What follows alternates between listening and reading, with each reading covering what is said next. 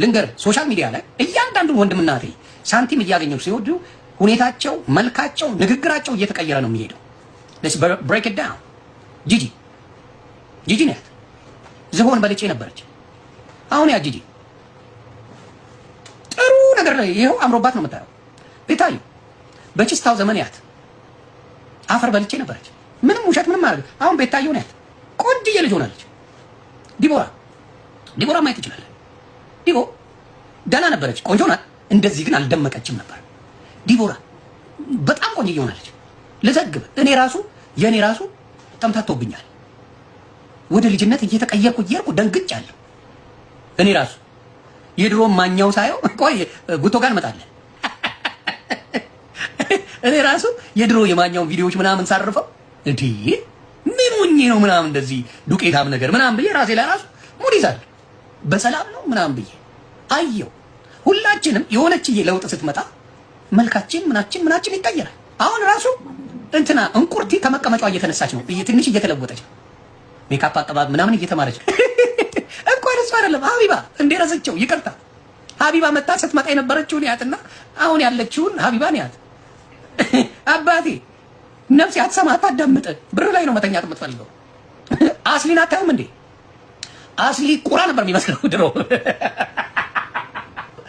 ማን ነው ስሙ? ጉበቴ ብትለው ሙባረክ ጉበቴ ብትለው ምናምን ኢቭን ሊያሾ ብትል ያልተቀየረ ሰው የለም። ወዙ እየመጣ ምኑ እየመጣ በብዙ አዶናይን ማየት ትችላለህ።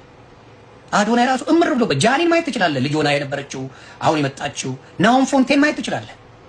እያንዳንዱ ራቹን ማየት ትችላለህ። ትንሽ ገንዘብ ሲመጣ ለውጥ ሲመጣ ወዛቸው ምናቸው እየተቀየረ ይሄዳል። የማሳጅ ቤት ጉድ እንደተለመደው ከ18 ዓመት በታች የሆናችሁ አሳልፉት። ከ18 ዓመት በላይ የሆናችሁ ደግሞ ሀሳባችሁን ስጡበት። ማሳጅ ቤት ለመጀመሪያ ጊዜ ሄድኩ።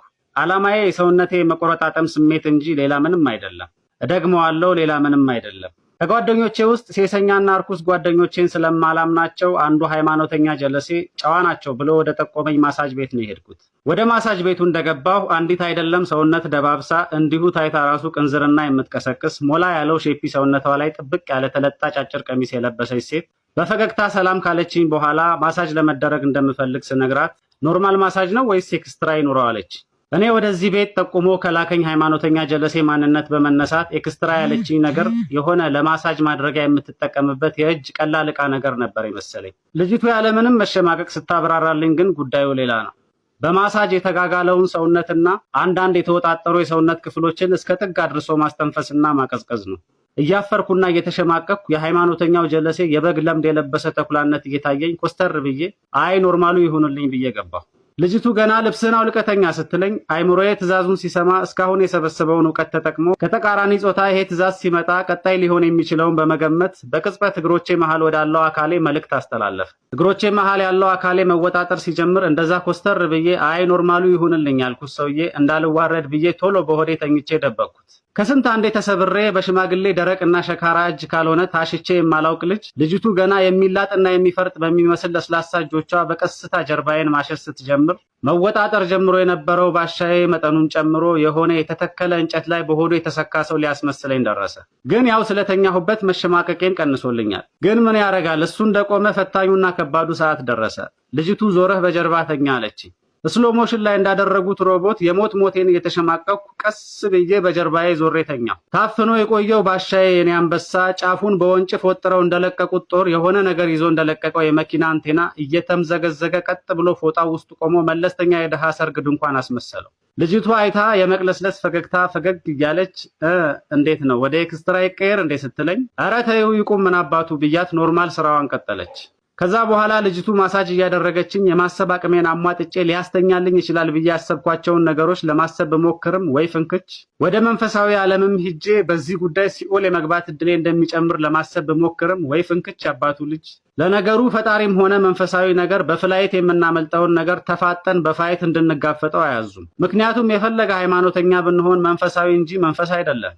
ልጅቱ በድጋሚ ኧረ የድንኳኑ መጠን በጣም ጨምሯል፣ ተው ተጋባዥ እንግዳ እንዳይገባ አትከልክል ስትለኝ አንቺ ልጅ ምን ነክቶሻል? ተይው ይቁም ምን አባቱ አልኩሽ እኮ ምን ነው ይሄን ያክል መቆሙ አሳሰበሽ? ቆሟል ማለት ሌላ ነገር እፈልጋለሁ ማለት ነው እንዴ? እየነካካኝና እያሻሸኝ ያለው እኮ ግዑዝ ነገር ወይም ዕቃ ሳይሆን ሼፒ የሆነች አጭር ቀሚስ የለበሰች ከኔ ተቃራኒ ጾታ ያላት ሴት ናት። ስለዚህ መቆሙን እንደ ተአምርና ሌላ ፍላጎት ሳይሆን የተፈጥሮ ግዴታው እንደሆነ አስበሽ ችላ በይው አልኳት። የኖርማል ማሳጅ አገልግሎቱ ከተጠናቀቀ በኋላ ሌላው አሳሳቢ ጉዳይ የሆነብኝ ደግሞ እንደዚህ ተወጥሮ እንዴት ነው ትራንስፖርት ይዤ ወደ ቤቴ የሚሄደው የሚለው ነበር። ነገር ግን እንደፈራሁት ሳይሆን ብዙም ሳይቆይ ከአንድ ሰዓት በኋላ ረገብ አለ። ተመስገን ነው። በገዛ እጄ አጉል ቀስቅሼው የሚፈልገውን ነገር ፊት ነስቼው ከልክየው በአንድ ሰዓት ውስጥ ቂሙን ረስቶ መተኛቱም ትልቅ ነገር ነው። ከዛ በኋላ ጀለሶቼ ማሳጁ እንዴት ነበር? ሰውነትህን ቀለል አለህ? ቁርጥማቱ ስለቀቀ ሲሉኝ አይ አንበሳው እሱን የማስብበትንና የማጣጥምበትን ፋታ መች ሰጥቶኝ አልኳቸው። ማሳጅ የምትደረጉ ወንዶች ግን እንደዚሁ ያጋጥማችኋል ወይስ በወንድ ነው የምትደረጉት? በወንድ መደረግም ደግሞ ይደብራል። በሴትም ሲሆን ፈተና። ያው ቢዝነሱ ላይ ላሉ ሰዎች ሲባል እንጂ ቆይ ቢቀርስ ያስብላል። እስኪ ሐሳባችሁን ወዲህ በሉማ። እኔ ይቅር ባይ ነኝ። ለማንኛውም ይህንን ፔጅ ፎሎ ማድረግ እንዲሁም ደግሞ ቪዲዮ ላይክ ማድረግ እንዳይረሳ። የእናንተን ሀሳብ ደግሞ ኮሜንት ላይ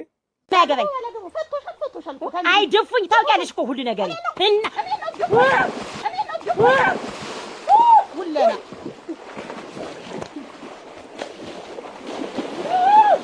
ረጅም ስም ነው ያላት ሀገራችሁ ዓለማችን ላይ ረጅም ስም ካላቸው ሀገራት 5ኛ ደረጃ ላይ ትቀመጣለች ብትላቸው ዜጎቿ ራሳቸው ይስቁብሃል።